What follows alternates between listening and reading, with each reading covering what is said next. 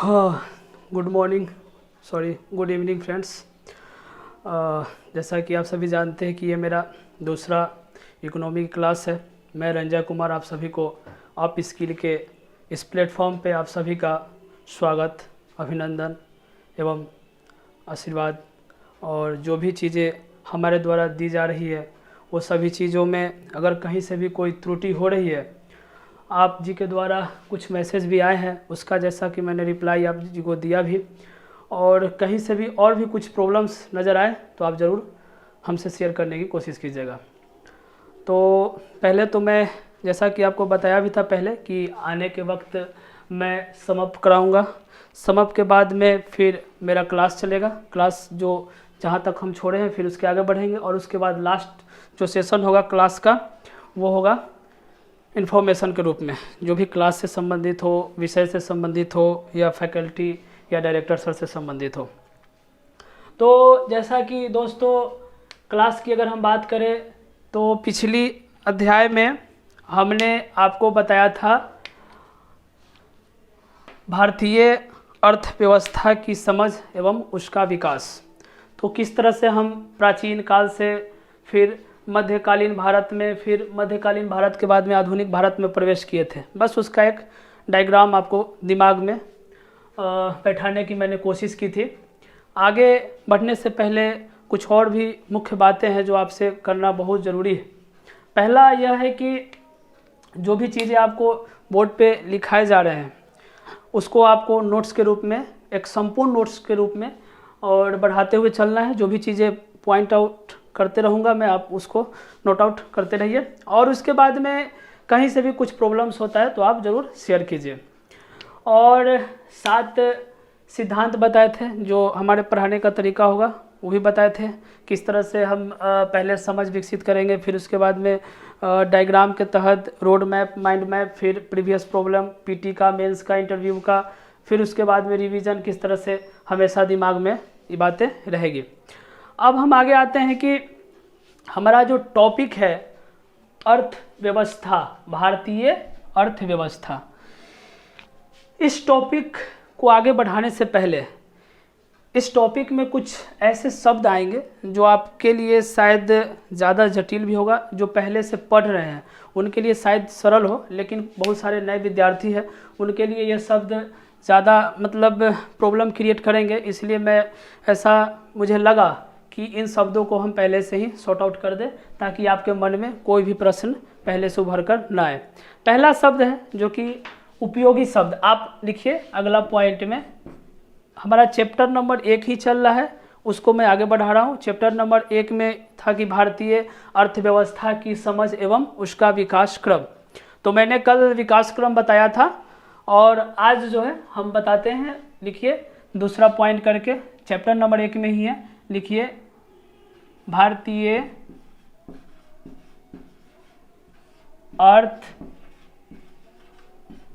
अर्थव्यवस्था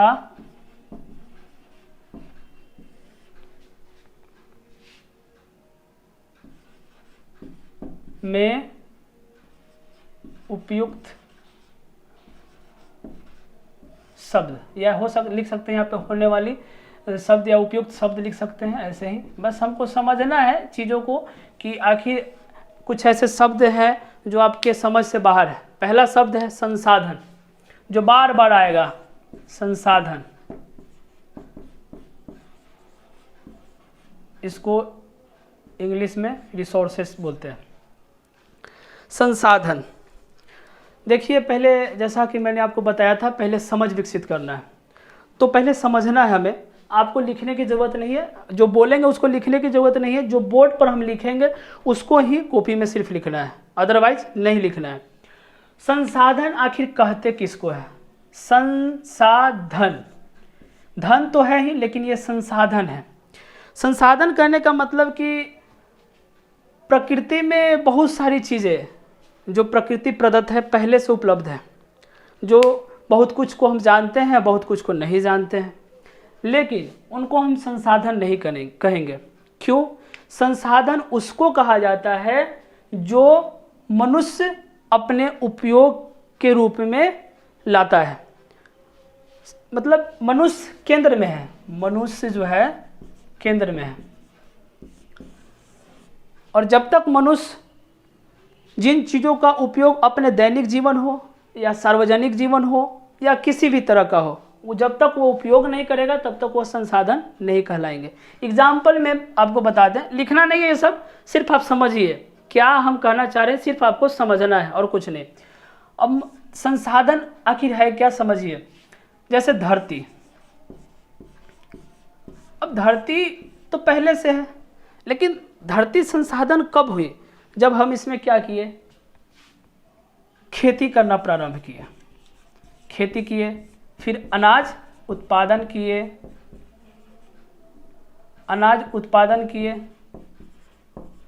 अनाज उत्पादन में मान लीजिए कि गेहूं हुआ, एग्जाम्पल बस बता रहे हैं, गेहूं को फिर क्या किए, मशीन में पीस करके फिर आटा बना, आटा बनाने के बाद में फिर रोटी बना, और रोटी बनने के बाद में हम क्या किए, इसको उपभोग कर गए, यानी कि खा गए। तो ये क्या हुआ, धरती संसाधन। एग्जाम्पल में ये तब तक संसाधन नहीं है जब तक कि मनुष्य अपने उपयोग में नहीं लाएगा, तो इसी को कहते हैं संसाधन। ये शब्द जो है अर्थव्यवस्था में, भारतीय अर्थव्यवस्था के जो चैप्टर है इसमें बार बार आएगा संसाधन, इसीलिए मैंने आपको पहले ही बता दिया। अब आप इसको एक मतलब कह सकते हैं परिभाषा के रूप में लिख लीजिए, बस 2 लाइन का है, ज़्यादा कुछ लिखना नहीं है। और सबसे बड़ी बात कि हर चीज़ को आप समझने के साथ साथ जब उसको लिखते हैं कॉपी पर तो वो ज़्यादा बेहद अच्छा होता है। लिखिए, एक ऐसा स्रोत जिसका उपयोग, एक ऐसा स्रोत जिसका उपयोग मनुष्य अपने दैनिक जीवन में करता है। एक ऐसा स्रोत जिसका उपयोग मनुष्य अपने दैनिक जीवन में करता है, ये संसाधन का डिफिनीशन साधारण सा। ये आप मुख्य रूप से ज्योग्राफी और इन्वायरमेंट एंड इकोलॉजी में पढ़िएगा, लेकिन आखिर इकोनॉमी से जुड़ा हुआ शब्द है तो पढ़ाना मेरे लिए बहुत ज़रूरी है और आपके लिए बेहद ज़रूरी है। तो ये, और जो एग्जाम्पल मैंने आपको बताया कि प्रकृति में पहले से प्रदत्त है, लेकिन तब तक वो संसाधन नहीं है जब तक मानव अपने दैनिक जीवन में उसको उपयोग में नहीं लाता है, ये संसाधन हो गया। दूसरा शब्द पर हम आते हैं, और एक बहुत सारे साइंटिस्ट और वैज्ञानिक द्वारा भी कहा गया है, वाकई ये सब हम ज्योग्राफी और इन्वायरमेंट इकोलॉजी में पढ़ेंगे। संसाधन के बाद में हम आते हैं दूसरा, वस्तु। लिखिए आप सभी, दूसरा शब्द है वस्तु। पहले समझ लीजिए फिर आपको हम लिखाएंगे। वस्तु, पहले नंबर बात की वस्तु निर्जीव होता है। अब निर्जीव में आप वो सारी चीज़ ले सकते हैं। एग्जाम्पल में आप सभी इसको कभी कभी कहते होइएगा चीज़। अब चीज़ का मतलब इंग्लिश में पनीर मत समझ लीजिएगा, ये चीज़ कहने का मतलब है वस्तु, मतलब वैसा चीज़, वैसा निर्जीव वस्तु कह सकते हैं, वैसा निर्जीव पदार्थ जो हमारे दैनिक जीवन में उपयोगी होता है। तो इसको आप लिख सकते हैं, वस्तु एक निर्जीव पदार्थ है जिसे मुद्रा अथवा सेवाओं के बदले प्राप्त किया जा सकता है। लिखिए, वस्तु एक निर्जीव पदार्थ है जिसे मुद्रा तथा सेवाओं के बदले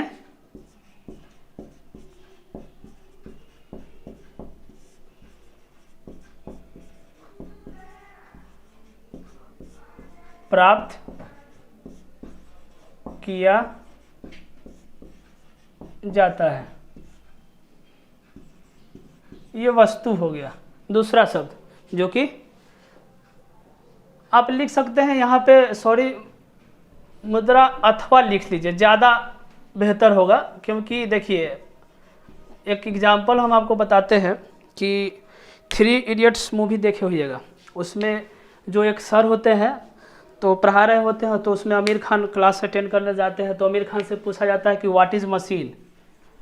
तब व्हाट इज़ मशीन, तो वो साधारण भाषा में समझाते हैं कि वो हर वस्तु जिसका हम अपने दैनिक जीवन में उपयोग करते हैं, चाहे वो गाड़ी हो गया या मोबाइल हो गया या यहाँ तक कि पैट की जीभ भी बताए थे एग्जाम्पल में। बच्चे लोगों ने उनका मजाक उड़ाया और वहाँ से जो टीचर थे उनको बाहर निकाल देते हैं।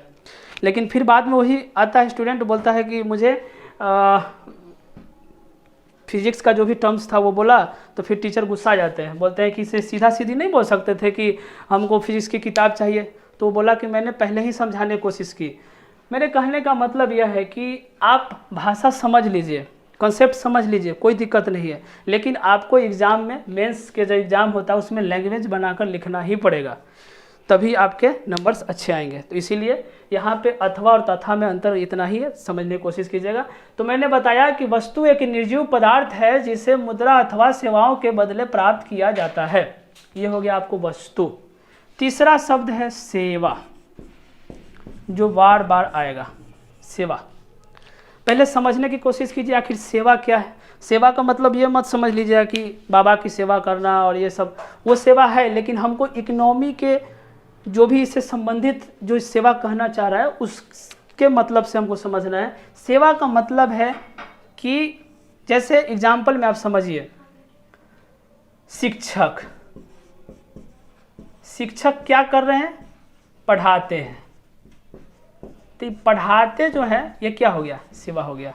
अगर वकील की बात करें, एडवोकेट, तो वकील क्या करता है, वकालत करता है। तो ये वकालत करना क्या हो गया, वकालत करना आपको हो गया सेवा।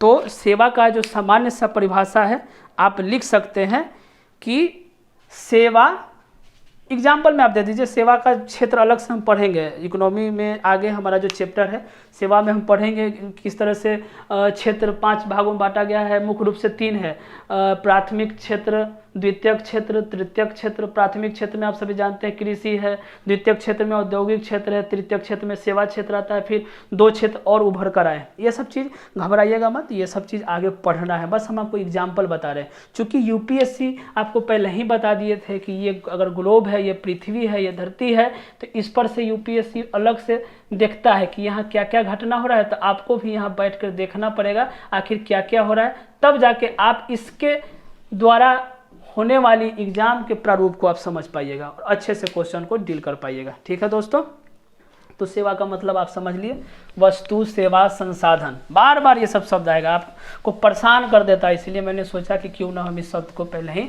आपके दिमाग में डाल दें। चलिए अब आ जाते हैं, सेवा के बाद में हम आते हैं उत्पादन।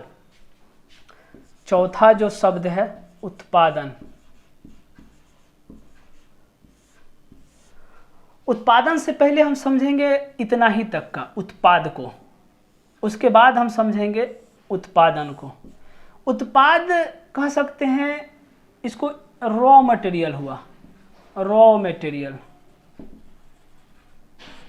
जो जिसको उत्पादित करके हम उपभोग करते हैं, तो ये रॉ मटेरियल हो गया।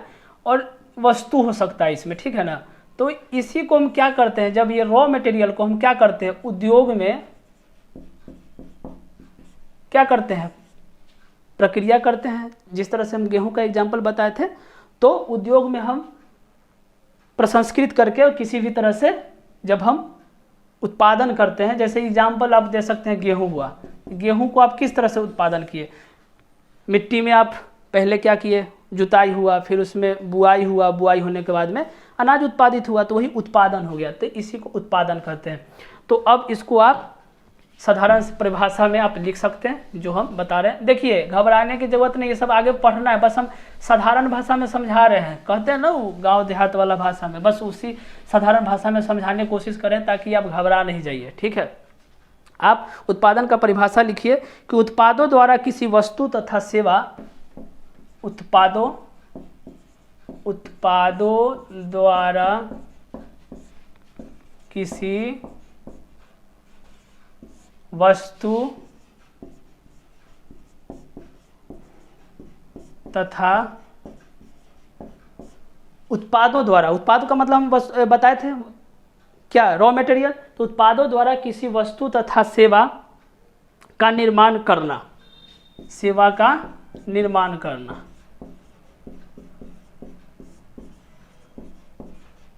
अब जैसे देखिए, मान लीजिए कि पत्थर है, ठीक है, ये उत्पाद हो गया, ठीक है, इसको मान लीजिए आप उत्पाद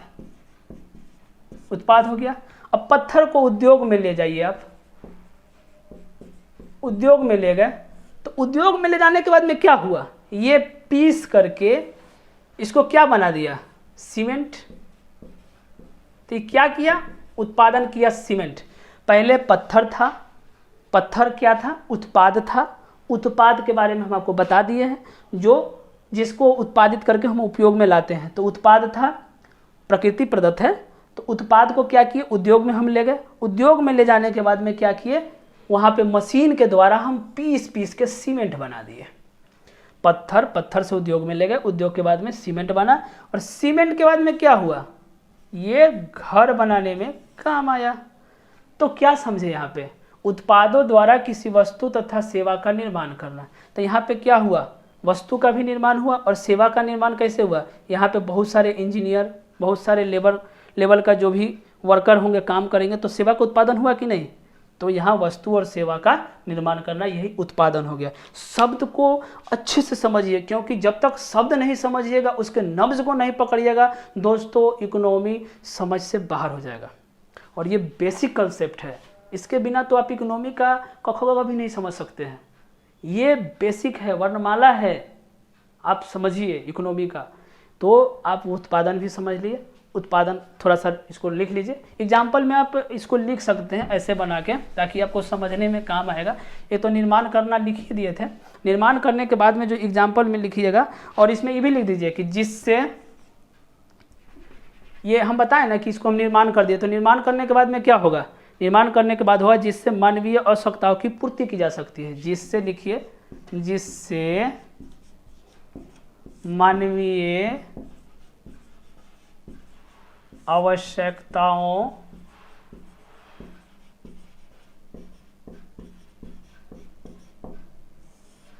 की पूर्ति की जा सकती है।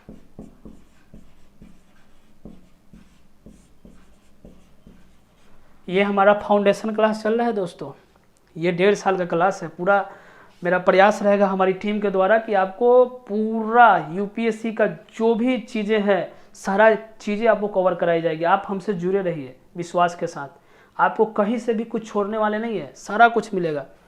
तो आप लिख लीजिए, इसको पूर्ति की जा सकती है।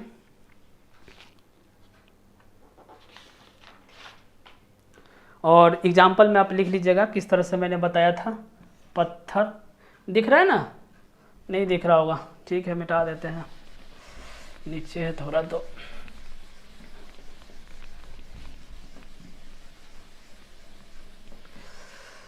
देखिए, लिखिए पत्थर, इसके नीचे लिख दीजिएगा ब्रैकेट में उत्पाद। और पत्थर का दूसरा प्रक्रिया हुआ, जैसे ही वो गया किस चीज़ में गया, उद्योग में गया। उद्योग में क्या होता है, यहाँ पे मशीन होता है। लिख लीजिए, समझने के लिए आप एग्जाम में ऐसा लिख भी दीजिएगा डायग्राम की तरफ से, तो बहुत अच्छा नंबर है, घबराने की जरूरत नहीं। उद्योग, उद्योग के बाद में क्या हुआ, फिर सीमेंट बना। तो सीमेंट क्या हो गया, उत्पादन हो गया हमारा, उत्पादन हो गया। और उत्पादन करने के बाद में हम इसको उपयोग, मानवीय आवश्यकता, तो मानवीय आवश्यकता क्या हुआ, घर बनाए। तो घर बनाए तो मानवीय आवश्यकता हुआ ना, रहने लगे, तो इसी को हम कहते हैं उत्पादन। ठीक है, चलिए अब हम आते हैं अगले जो शब्द है, उस शब्द का नाम है वितरण। दोस्तों जो भी टर्म की कैमा नंबर है, 5वां नंबर है आई थिंक, आप लोग अपना नंबर मिलाते चलिएगा, 1 2 3 4 5 अच्छा से अपना लिखते चलिएगा। एक बात ध्यान रखिएगा, जो भी हम लिखा रहे हैं उसको अच्छा से नोट्स बनाइएगा, ताकि बाद में काम क्या आएगा, बाद में यही काम आएगा कि आपको अलग इधर उधर मार्केट की किताब, तो ई कोचिंग के नोट्स, तो ऊ कोचिंग के नोट्स, ये सब करने की ज़रूरत नहीं है। आप विश्वास के साथ एक बार मेरा ये क्लास देख लीजिए, फिर आप मार्केट की सारी किताबों के साथ मिला लीजिए, फिर कंपेयर कर लीजिए कि आप कहाँ हैं और लोग कहाँ हैं। ठीक है, बहुत मेहनत किया है हमने इस पर, इस नोट्स को बनाने में मैंने बहुत वर्क किया है, इसलिए आपको मेहनत बस इतना ही करना है, जो पढ़ाया जाए समझ विकसित करना है, समझ विकसित करने के बाद में अच्छा नोट्स बनाना है, और अच्छा नोट्स बनाने के बाद में बार बार रिवीजन करना है। और डेट हम आपको बता ही चुके हैं कि 20 अक्टूबर 2021 को मैं टेस्ट लेने जा रहा हूँ इकोनॉमी का, सभी लोग भाग लेंगे। ठीक है, तो अगला था हमारा वितरण। दोस्तों वितरण का मतलब क्या लग रहा है आपको? आप लोग ऐसा तो नहीं सोच रहे हैं कि वितरण का मतलब प्रसाद वितरण हो रहा है, सत्यनारायण भगवान की पूजा हो रहा है? बिल्कुल नहीं, यहाँ पे सत्यनारायण भगवान का पूजा नहीं हो रहा है, ये वितरण है अर्थव्यवस्था से संबंधित। वितरण कहने का मतलब बांटना तो है ही, लेकिन क्या चीज बांटना? संसाधन का वितरण। बताया था आपको संसाधन। अब तो एकदम दिमाग में ग्राफ बन रहा होगा, एकदम दौड़ रहा होगा, कौंध रहा होगा। तो क्या हुआ? ये संसाधन बांटना। ठीक है, तो संसाधन का वितरण होगा। जिस तरह से आप लोग सुनते होइएगा अंत्योदय योजना, सुनते हैं ना, अंत्योदय योजना क्या होता है? बीपीएल एपीएल जानते हैं? बीपीएल वालों को क्या मिलता है? अनाज मिलता है, राशन कार्ड वगैरह मिलता है ना। तो क्या है? संसाधन का वितरण हुआ। संसाधन जो अनाज उत्पादन हुआ, गरीब लोग हैं जो मतलब कि below the property line, poverty line है, गरीबी रेखा के नीचे है, उनको क्या होता है? सरकार द्वारा कुछ कम कीमत पे 2-4 जो भी 5 रुपये किलो अनाज मतलब प्रोवाइड किया जाता है, ताकि उन लोगों को भी अच्छे से कम अनाज मिल सके। तो यही है संसाधन। ये सब चीज़ बाद में हम पढ़ेंगे, बस आपको जो टर्म्स बार बार आपको परेशान करेगा वो परेशान न करे, इसीलिए हम चाह रहे हैं कि आप इस वितरण को जान लीजिए। ठीक है, वितरण शब्द आप जान लीजिए। वितरण के बाद में हम आते हैं, लास्ट है उपभोग।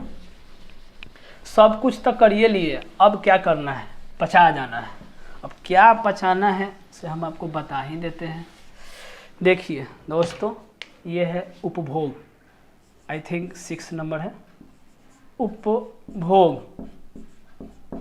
देखिए उपभोग का मतलब क्या होगा, इसमें बहुत मतलब समझने की चीज़ है कि उपभोग का मतलब आखिर कहना क्या चाह रहा है। देखिए ये भोग कर गया, क्या भोग कर गया से बताते हैं। जैसे आपको मैंने बताया उत्पाद, मान लीजिए कि उत्पाद हुआ, ठीक है, उत्पाद से क्या हुआ? उत्पादन हुआ। उत्पादन मतलब एग्जाम्पल तो आप समझ ही रहे हैं, उत्पादन मतलब गेहूं, अगर मान लीजिए एग्जाम्पल लेते हैं तो उत्पादन हुआ। उत्पादन के बाद में क्या हुआ? उत्पादन जैसे ही हुआ तो मान लीजिए गेहूं को हम पीस करके आटा बनाए, आटा बनाने के बाद में रोटी बना, रोटी चपाती भी आप लोग खाते होंगे, रोटी चपाती जो भी हो, तो इसको क्या किए हम? खा गए। ये जो खाना हो गया ना, या कह सकते हैं मतलब कि उसको आप अपने दैनिक जीवन में उपयोग कर गए, इसी को उपभोग कहते हैं। उपभोग कहते हैं ना कि भोग लगा दो, गाँव में नहीं बोलता भोग लगा दीजिए। भोग सत्यनारायण भगवान के पूजा में भोग लगाने की बात होता है ना, तो वही भोग कहने का मतलब यही है कि जो भी चीज़ें हुई अंतिम में क्या होगा? अंतिम में यही होगा, उसका उपभोग कर जाता है। और ये उपभोग कौन करता है? उपभोक्ता। कौन उपभोक्ता? जैसे देखिए, लिखिएगा मत उपभोग में अभी कुछ भी। जैसे दुकानदार है, मान लीजिए कि ये दुकानदार है, ये आपसे गेहूं बेचा, ठीक है, गेहूं बेचा आपको, और उसको आटा बना के आप क्या किए? रोटी खा गए। तो जो रोटी, ये तो दुकानदार हो गया, गेहूं आपको दिया, तो जो ये आप सामान खरीदे ना, तो ये तो दुकानदार है जिससे आप सामान खरीदे, आप क्या हो गए? उपभोक्ता हो गए, जो उपभोग कर गए। आटा क्यों खरीदे? रोटी चपाती जो भी बनाने के, खाने के लिए, उपभोग करने के लिए, तो यही उपभोक्ता हो गया। तो आप उपभोग और उपभोक्ता के बारे में समझ गए। और ये मेरा अंतिम शब्द था जो कि आपको बेहद परेशान करता। मैंने ऐसा प्रयास किया कि परेशानी वाली जो भी शब्द हो उसको पहले ही ख़त्म कर दिया जाए। तो इसको आप परिभाषा के रूप में लिख लीजिए। ये सब चीज़ समझ विकसित करने के लिए था। लिखिए, मानव की वह आर्थिक क्रियाएं, मानव की वह आर्थिक क्रियाएं जो, मानव की वह आर्थिक क्रियाएं जो मनुष्य की आवश्यकताओं की संतुष्टि होती है। जो नहीं लिखिए, इसमें लिखिए जिसमें, जिसमें मनुष्य की आवश्यकताओं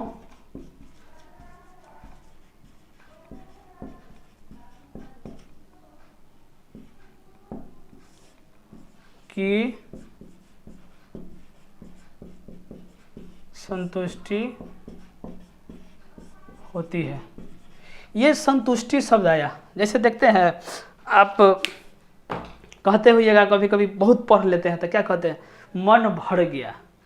गाना भी हो गया है, मन भर गया है, गाना पर मन नहीं जाना है, ये आपको यहाँ पे आना है, बस दिमाग कंसंट्रेशन के साथ यहाँ लगा कर समझिए। संतुष्टि का मतलब वो नहीं कहते हैं खाना खा लिया ना, मन में संतुष्टि मिल गया, मन भर गया, तो ये संतुष्टि उसी को कहते हैं। तो मानव की जो आवश्यकताएं हैं, मनुष्य की आवश्यकताएं हैं, उसकी संतुष्टि होती है। यानी कि जैसे हमने दुकानदार से गेहूं खरीदा या आटा खरीदा, उसको रोटी बना के हम खा गए, यानी कि हमारा पेट भर गया, तो क्या हुआ, हमको संतुष्टि मिला।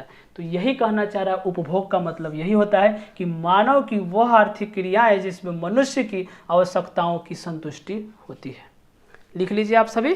तो इस प्रकार से हमारा ये जो भी परेशान करने वाला जो भी शब्द था उसको मैं आपको पहले ही लिखा दिया। उसके बाद में अभी दोस्तों जो अर्थशास्त्र का जो पहला चैप्टर मैंने बताया था, भारतीय अर्थव्यवस्था की समझ एवं उसका विकास क्रम, अभी 2-3 लेक्चर चलेंगे और ये 2-3 लेक्चर आपको आने वाला दिन में इतना महत्वपूर्ण मजबूत विद्यार्थी के रूप में उभारेगा जो आप कल्पना नहीं किए होइएगा। तो घबराने की ज़रूरत नहीं है। उपभोग मैंने आपको बता दिया, आप उपभोग कर लिए। अब आते हैं इसी में अगला पॉइंट पे, बेहद इम्पोर्टेंट पॉइंट। आइए दोस्तों, देखिए पढ़ाई जो होता है ना, समझदारी से पढ़नी होती है, समझ समझ के पढ़ना होता है। लेकिन इसका मतलब ये नहीं कि कहीं किताब में लिखा हुआ है कि समझ के अगर आप पढ़ रहे हैं तो एकदम मतलब सीरियस हो जाइए। सीरियस होना है लेकिन उस स्तर से नहीं, जिस तरह से मतलब पेशेंट एडमिट होता है हॉस्पिटल में। आपको इन क्षेत्र में बस विचार मंथन करना है, जो भी बताया जा रहा है आप उसको बहुत अच्छे से समझिए, समझने की कोशिश कीजिए। ना समझ में आए तो हम हैं ना, आप पूछिए, बताने ही के लिए हैं आपके। तो अब हम आते हैं अगला पॉइंट, उसी का है। ये चैप्टर 1 में ही चल रहा है। जब तक हम ना बताएं कि चैप्टर 2 चालू हो गया तब तक आप मान के ही चलिएगा कि चैप्टर 1 का ही टॉपिक चल रहा है। समझते चलिए, ज्ञान बांट रहा है, ले लेना है, क्या दिक्कत है। बस अच्छा से समझना है ताकि आगे दोबारा इस चीज़ को पढ़ना ना पड़े बल्कि बार बार रिवीजन करना पड़े। बस इतना ध्यान रखिएगा। इसीलिए मैंने पहले ही बता दिया कि समझ विकसित करना है पहले। अब मार्केट में बहुत सारा नोट्स है, अब नोट्स को आप कितना बार पढ़िएगा, पलटिएगा तो पहले ही आपको समझ संसाधन लिखा हुआ है, तो संसाधन का मतलब कौन समझाएगा। तो संसाधन इसीलिए न बताया जा रहा है कि जो समझा रहे हैं बिल्कुल पहले समझिए। नोट्स आप जरूर बनाइए, जब मैं यहाँ पे लिखूँ वक्त भी तो दे ही रहे ना आपको, आराम से लिखिए, कोई दिक्कत नहीं है। तो हमारा जो नेक्स्ट टॉपिक है अर्थशास्त्र की उत्पत्ति।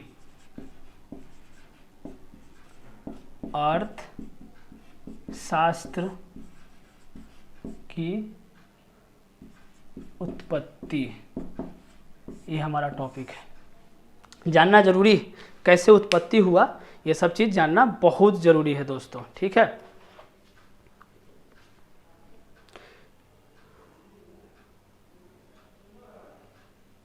तो पहले तो हम आपको बता चुके हैं अर्थशास्त्र के बारे में, अब उत्पत्ति के बारे में पढ़ेंगे।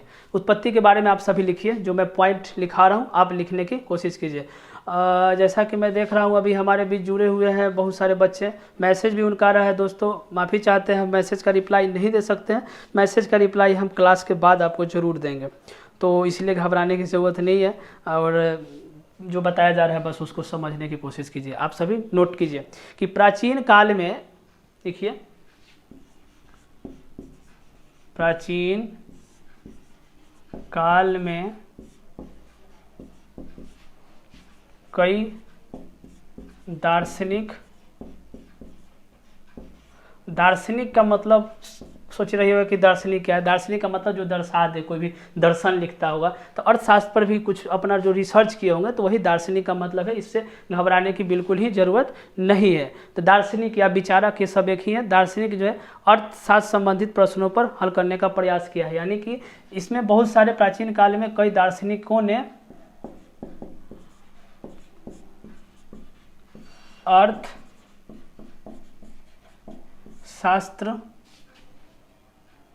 पर, उधर दिख रहा है कि नहीं दिख रहा है आप सभी को? अगर नहीं दिख रहा है तो हम इधर ही लिखेंगे, कोई दिक्कत नहीं है। लिख सकते हैं कि अर्थशास्त्र से संबंधित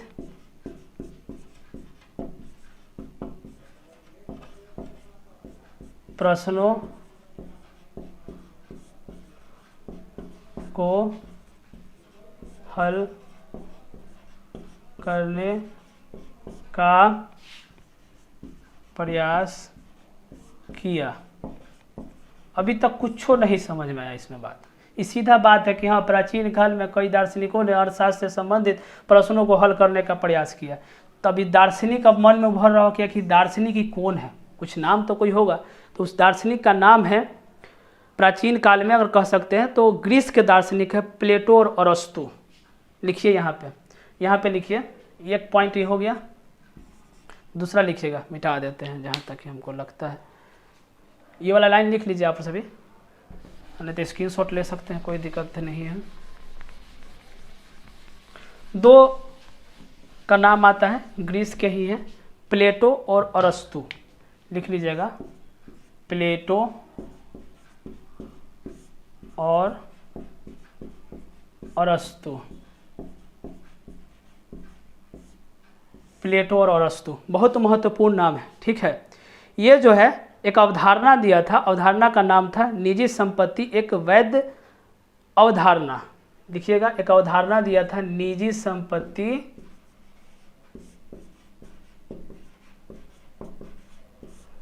एक, यहाँ पे आप वैध अवधारणा,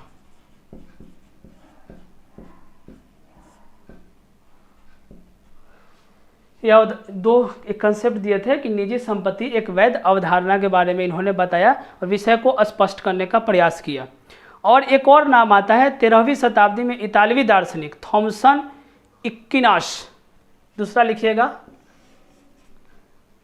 इतालवी दार्शनिक, ये तो ग्रीस के हैं, लिख लीजिएगा ब्रैकेट में, ग्रीस, ठीक है, ग्रीस दार्शनिक थे। अब एक है इतालवी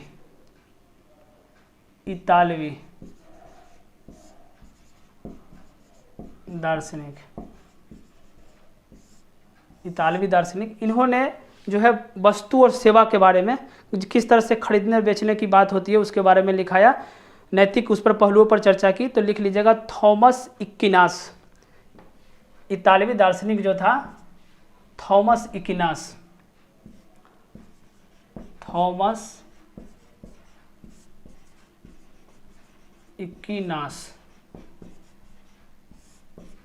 ये जो है कौन सी पर दिया, ये दिया दर्शन अपना जो भी है वो दिया किस चीज पर, वस्तु एवं सेवा के लेन देन पर। आखिर कि कैसे वस्तु और सेवा का हम लेन देन करें। जानते होइएगा वस्तु विनिमय प्रणाली चलता था प्राचीन काल में, तो किस तरह से अभी भी चलता है ऐसा नहीं है, लेकिन बहुत कम, क्योंकि यहाँ तब तो कैश चलता है। अब तो कैश के अलावा छोड़िए, ऑनलाइन की दुनिया हो गया, झट से पेटीएम है, भीम ऐप है, बस डालिए और पैसा बस हो जाता है ट्रांसफ़र, कोई दिक्कत नहीं है।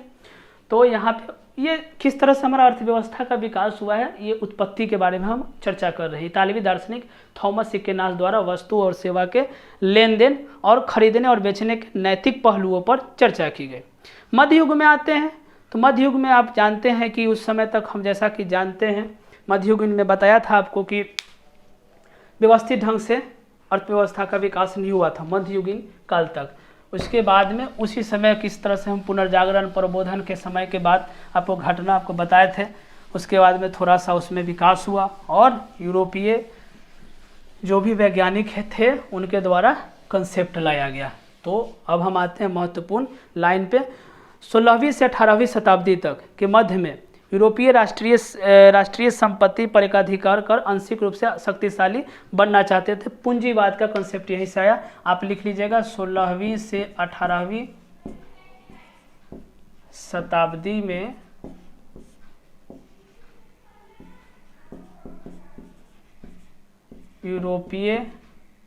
यूरोपियनों लिख सकते हैं द्वारा पूंजीवाद की अवधारणा को जन्म दिया गया ताकि उपनिवेश बनाया जा सके। तो इस तरह से हम देखते हैं कि पूंजीवादी विकास को बल प्रदान करने का कोशिश किया। तो इस तरह से हम देखें कि किस तरह से हमारा ये प्राचीन काल से लेकर मध्यकालीन काल तक जो भी चीज़ें हैं उस तरह से हमारा आगे हम बढ़ते हुए अब देखते हैं हम अर्थशास्त्र पे आते हैं। हमारा जो टॉपिक है इसको आप लिख लीजिए।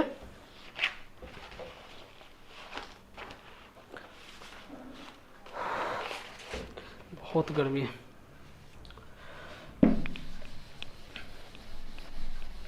ये हमारा टॉपिक था, ये उत्पत्ति हम बता चुके हैं। बस 2-3 नाम याद रखिएगा। कभी कभी होता क्या है ना कि गांव समाज में आप निकलिएगा तो कुछ लोग 2-3 को पॉइंट याद किए हुए रहते हैं, बस आपसे पूछेंगे अच्छा तो तू इकोनॉमी पढ़ता है, बताओ तो जो ये पूंजीवाद का कॉन्सेप्ट है कहाँ से चालू हुआ। तो आप झट से उसको समझा दीजिएगा, खाली कॉन्सेप्ट नहीं समझाइएगा, आप उसको पूरा डिटेल्स में भी समझा सकते हैं। प्राचीन, मध्यकालीन, फिर आधुनिक में सब कुछ समझा सकते हैं, कोई दिक्कत नहीं, क्योंकि आपके पास जानकारी है। तो अब हम आते हैं जो हमारा नेक्स्ट टॉपिक है वो है अर्थशास्त्र। लिखिएगा आप जो भी है पॉइंट अगला, अर्थशास्त्र। अब हम अर्थशास्त्र यहाँ से अब समझने की कोशिश करेंगे। उस समय तक हम समझा रहे थे जो भी इससे संबंधित टर्म्स था, किस तरह से उत्पत्ति हुआ, किस तरह से विकास हुआ, ये सारी चीज़ हम ड्राइव कर रहे थे। अब हम आते हैं अर्थशास्त्र पे। हम जैसे जैसे यहाँ पे लिखे ना दोस्तों वैसे ही आप लिखिएगा ताकि आपके कॉपी में नोट्स बना रहे, तो दिमाग में एक जो है डायग्राम बनता रहे। और डायग्राम बेहद ज़रूरी है।